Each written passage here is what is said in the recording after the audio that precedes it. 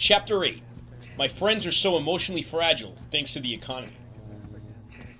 He was just a crazy person, Dixie. Chili Sue was studying her best friend's facial expressions with concern. This kind of whacked encounter was the last thing Dixie needed if he was to keep his sanity. They happened to be at the Spoil Sport that afternoon, sitting in a booth and waiting for Guff and Stacy and another friend named Pete Elmy, once again skipping class and getting smoothies. Well, I don't know, Dixie started back after a while. You know, Chili insisted, don't feed into people like that. Well, isn't there something to be said? He fumbled for words, cautiously before he finally responded. I mean, after a while about ignoring nutjobs like that, and until it's too late? Chili winced. Don't say that. That's stupid. Well, isn't there something to be said about ignoring? Dixie insisted. Maybe the reason everything goes to shit is because everybody just is so Look, there's no time, Chili interrupted. If you had to listen to every nutjob or doomsday sayer, you always like this stuff. That's the danger right now. Well, how are we any different, Dixie reasoned. Besides, I don't understand you. You keep saying yourself something doesn't sit right. Yeah, but what you're starting to dwell on is so outlandish, Chili explained. It's not your place to have to even talk to a person like that and explain. Well then, so who talks to him then? Who takes the time to shepherd him from going nuts in this crazy world? Who helps him out? Dixie demanded. I don't know, a psych... But she stopped herself short. You were going to say psychologist, weren't you? Dixie replied. See, I think this is why nothing ever changes. Nobody actually talks about uncomfortable stuff. At least trying to reason things out. No, nobody likes confrontation, Chili admitted. Why would they want to? I don't know, because spook stories? Dixie replied matter-of-factly. How do you explain them? Chili threw her hands up in the air. Let me see that note. I actually did it this time. I wrote careful notes down, Dixie told her with pride as she examined the note. As she browsed it, her eyes raised with curiosity. Dixie could see them raising behind the note. Soon Guffin and his friend showed up, and without really saying hello, plopped themselves inside Dixie and Chili's booth and started doing their own thing. While Pete read a copy of the Sturgeon Sun and Guffin and Stacy zoned out on their phones, Chili repeated the words on the note, wondering why strange things kept happening to Dixie lately. Some of what she was reading was very unsettling. Information overload will give you power like the Watchers, she read out loud. And then, it's all connected, followed by friend, which happened to be crossed out, and then all-seeing, all-knowing information gives you power on the street to see everything like Watchers. She looked up at Dixie and shuddered with disbelief. What the hell does that mean? She asked him. Dixie just shrugged and smiled. It sounds deep, but it was just some crazy wino vagabond, he finally seemed to be convincing himself. Chili continued to read the rest of the note. Technology mimics the ability of Watchers, but they knew that you wouldn't be able to handle it. Not back then, not even now. They gave you the gift, knowing that you can't handle power. Chili didn't like this, but Dixie had to smile. It is entertaining, he admitted. There's more, look. That was the bigger gibberish. Chili asked Dixie to tell her about the conversation with the wino vagabond once again in greater detail. After a while, Guffin looked up. What are you guys talking about? He asked, half interested. All I remember was the vagabond dude saying he discovered this deep stuff. Yeah, this stuff deep below the earth or something. And then talking a lot about the origins of the world or something nuts, Dixie went on without explaining anything to Guffin. Chili put down the note and looked at their other friends, half embarrassed how excited Dixie was getting about this. Guffin realized it was probably irrelevant and went back to reading. The rest of what he said was really surreal, though, Dixie continued to Chili. Actually, it kind of wigged me out. Chili scoffed somewhat darkly, but Pete interrupted her and ruined her train of thought. Look at this. Unsatisfied and unsatisfactory. That's what they think of us, Pete suddenly cried out rather unexpectedly. Look! He handed Dixie the newspaper article, and Dixie chuckled darkly at the headlines, all the while trying to fight the slight pang of disappointment showing on his face. Huh, Dixie grunted after a bit, for he forgot his train of thought. Typical modern world, but after skimming the first paragraph of the article, Dixie couldn't help reading more and more. So that's what they think of us, huh? Reckless reprobates who are bored and boring, he said. It says here that in a national poll, we've been voted the most pathetic generation in modern times. Yeah, screw them. Polls are always rigged anyway, Stacy scoffed. I bet they say that about every generation. That's just according to the Sturgeon Sun, Guffin agreed. But what the hell does that mean anyway? Dixie and Chili Sue skipped their afternoon classes to get smoothies. Some of their friends had done the same, and no one was pleased with the bad press. We're not all like that, protested Chili. Stacy muttered some unintelligible vulgarities as she read further down the article. Vapid and angsty, according to the Thermopylaeville Times. She looked up and wanted to toss a paper across the room. They ultimately said we suck at protests. What does that even mean? Asked Guffin as he grabbed the paper.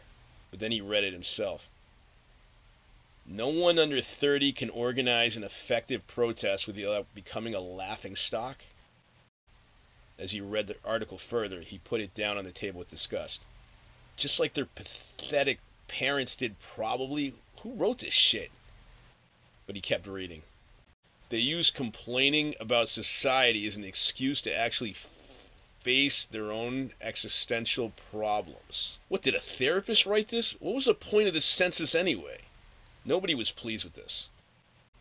See, this is why they take away reduced healthcare privileges to anyone under 30 who have a clean bill of health, Chili groaned back sarcastically.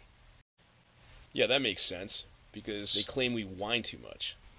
Yeah, reasonable national policy amendments, said Pete, who was also sitting with them. I guess the stats don't lie, though, he continued. The influx of protesting goes on, and it's raising the taxes, security, and healthcare costs everywhere. Nah, that's bullshit, Chili insisted again, with a fist hitting the table. That's just an excuse to jack up premiums. Besides, I've been to many credible protests. Remember the nukes? The automatons taking over?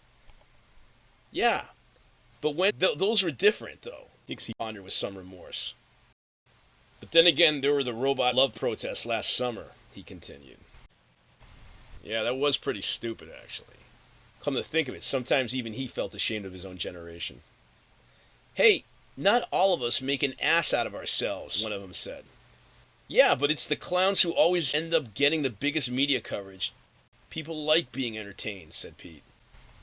Shit. Like robot love, protest, all that crap. It devalues the idea of protesting and justifies cities to jack up security costs. I just can't believe they took a poll on what people thought about anyone under 27, put in Stacy. I mean, who cares what we think? Apparently a lot of people, Dixie replied as he threw the newspaper up at the feet. You know, lately, I've been really making an effort to understand real-world problems, he confessed to his friends. Real world? Asked Stacy. Yeah, you know, adult problems. The responsible kind, supposedly, that supposedly make you responsible. It's about damn time, Guffin replied with a laugh. And I wish I hadn't, Dixie continued, seeing how just because I know things, I still can't do a damn thing about things. He picked up the paper once again and looked at a paragraph near the middle of the article and pointed at it. It says right here they did this as some measure to see if free reduced health care should still be available to anyone under 27. Ideally in their minds, apparently reduced health care age should be lowered to anyone under 18 again. Suddenly, a realization was starting to form in Dixie's head. Which means we're really going to have to cover our own health care out of our own pocket at this rate. Great, and I can barely afford college. Your parents pay for college, Chili corrected him. Shut up, that's not the point. My point is that things get more and more complicated for no stupid reason. Ugh. How did higher education get unsocialized again? And yet the government went back to force health care again? I don't want to pay for health care. The conversation among the five of them moved on to debate how postmodern America woke they were about the things going on behind the scenes of society that the older generation seemed to conveniently ignore. After a futile debate on what really mattered in life, Guff and Stacy and Pete went off to play a game of Nutmechug on their gyrotar phones outside. Well, I'm sorry for the distraction, Chili Sue said to Dixie when they had left. Don't worry about it. It's not your fault. Before they continued, Chili had to ask for an update about the car. So what did your parents say about the car? Dixie shrugged. Actually, they agreed with me. How so? Dixie explained to Chili his conspiracy theory about the highway department in Cankerville working with the mechanics shops all over the area. Chili had to smile. That's stupid, she said. Yeah, but there's just too many parts of the road missing in Cankerville, he told her. That's why all the mechanics are rich. Think about it. Well, then I wish I studied cars instead, Chili Sue half joked, biting the straw of her smoothie. At least that would get my parents off my back. It's not too late, Dixie grinned. After a few moments, he shared a thought he had gotten out loud. Could we still skip all day and talk like this if we were working real jobs? He asked. And Dixie looked down at the table and then up at Chili. She shrugged and twirled her straw with her tongue. Dixie sighed. Chili laughed and, pursing her lips, blew the straw at Dixie. It hit his shoulder, and he feigned like he was shot. Chili burst into laughter.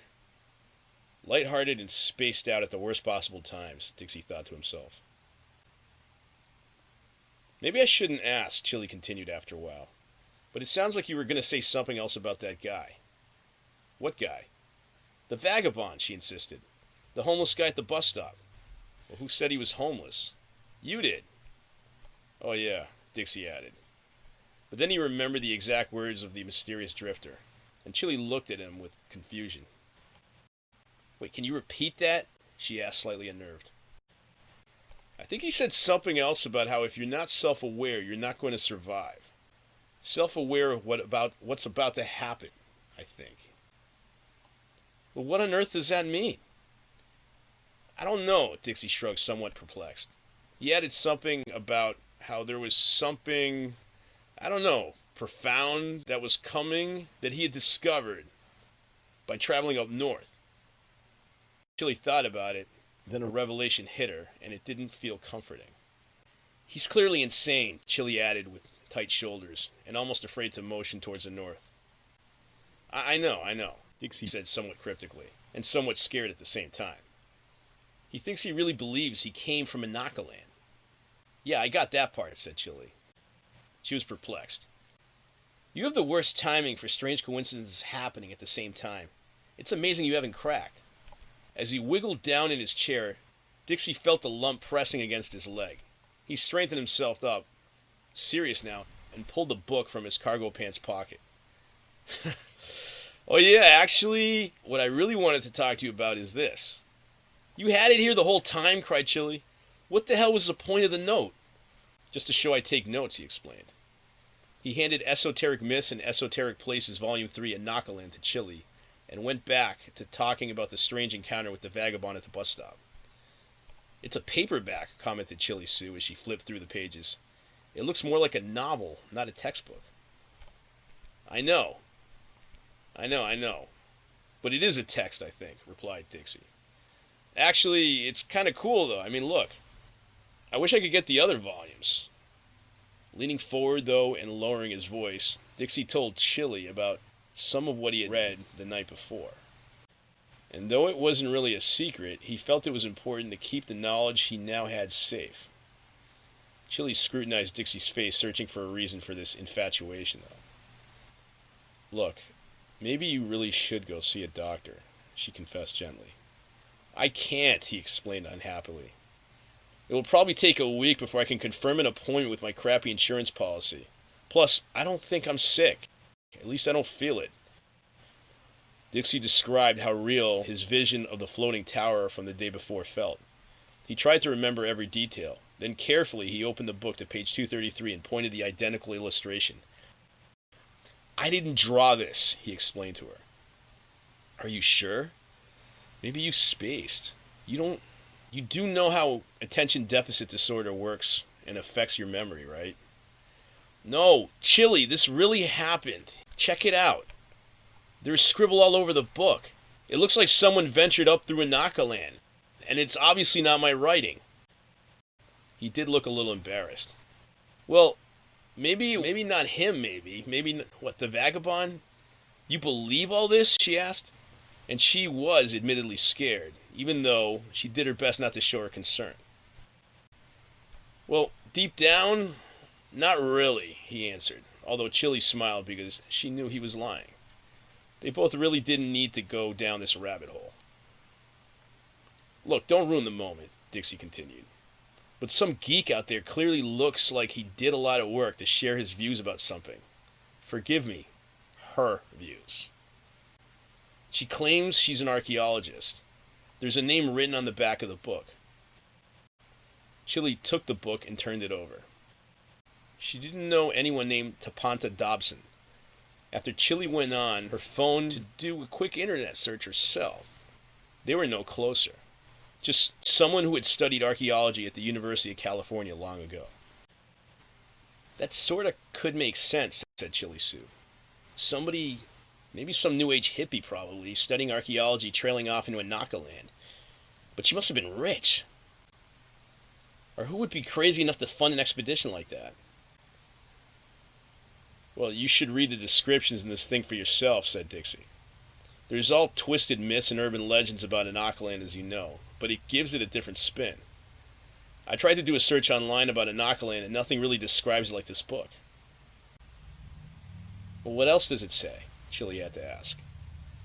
Well, from what I've read, Anakaland was popularly believed to be a secret testing ground for nuclear experiments, well, as you know, by the Army at one point.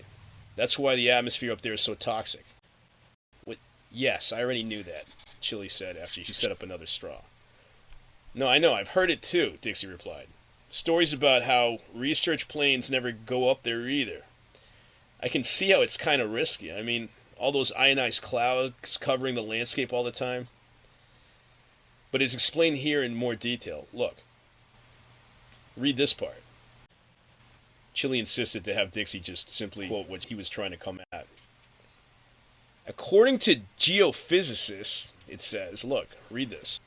The heavy ionization in the atmosphere messed with any testing instruments and transmissions. This doesn't make it safe for traveling and communications. Dixie looked up. Well, maybe crazy people like this Tapanta woman ignored the warnings and went up there anyway. I mean, it's kind of brave if you think about it. You just said she's crazy. That's not brave, Chili corrected him. Nah, but maybe she's better off than the rest of us. I mean, dude, life around here is so boring anyways. Chili could see Dixie had that infamous Zen blank stare on his face. He always did when feeling inspiration, and she knew what he was thinking. I mean, maybe it pays to be curious, he added. Yeah, maybe you want to believe going up there is really possible, Chili teased him. Well, maybe we have gaping gaps about reality that prevent us from putting it all together, Dixie insisted right back. It would be nice to at least think there's more. Otherwise, sooner or later, we'll become institutionalized and indifferent. Go insane. Dixie stared right past Chili's left ear, as if he was seeing something right behind her, and blinked several times. Then he shook his head, and blinked several more times as if he had just gotten hit by a giant pillow. What, another vision? Asked Chili. You need to see a doctor. I feel fine. I don't know, it's like I'm dreaming or something. That's not natural, Chili insisted with concern. At least go see a therapist. I would not trust a therapist with my life, cried Dixie. Fix you up and then implant some crazy Agent Smith crap inside of you or something. You of all people should know that. And yet, Chili's painful reminder of the therapy session incident came pouring into her face, and the look of pain on it couldn't hide her anxiety. Ugh, jeez, I'm sorry, Dixie quickly added. I am. I really am sorry about that. Look, all I'm saying is that maybe this person was a real truth seeker. Somebody actually with the ovarian fortitude to follow through. Maybe instead of following the boring daily grind, she wanted to find some answers about what the hell lay beyond Cankerville's north. Dixie grinned as he let it sink in for Chili. He was deluded, he knew it, but he was hoping Chili was going to be rational, or at least appreciate what he was trying to say, and rationalize some added credibility to all this and show at least a little bit of interest in getting sidetracked with this excitement to their otherwise mundane existence. He thought it was exciting at any rate. And he sipped his smoothie, watching Chili flip through the pages. She paused briefly and her eyes widened with curiosity after a bit, but she shook her head as if trying to clear it. No, Dixie, wake up. This is just a distraction from our algebra exam tomorrow. We should be in class. I'm starting to feel guilty for skipping. My parents are getting on me about it. If I fail, it's just going to reinforce how much of a slacker they think I am. I can't even think of anything else right now. Sorry. Dixie didn't know why he felt so bad, but at the moment, looking at his friend across the table, he reckoned it was time to put someone else's needs before his own. And even though he didn't feel an ounce of earnestness behind his next words, he did his best to summon up the sincerity. Let's just kick butt on the test, all right? He said to her. We'll solve everything else later. Look, don't worry so much. I'll see you tomorrow ready to destroy that thing. You'll see. Yeah. Yeah, sure, whatever. Chili gave a small smile and agreed. Look, I'm tired of having Professor Existy call me out in class and make me look stupid. Screw him, Dixie snorted back. I think that's just any math professor, looking over the people who can't count. That guy likes to take out his frustrations on students, I swear. What does he know about anything anyway? Nothing. He's a math professor at a community college. Come on, how important can he be? Dixie was satisfied that he had sufficiently cheered up Chili Sue. She deserved to be happy. He felt better, at least, knowing she was calm. Let's just get out of here, he said to her, and he pulled Chili Sue to her feet. I've distracted you enough. Go study. Chili nodded, resigned. She grabbed her wallet and patted Dixie on the back. You too, she said, and left.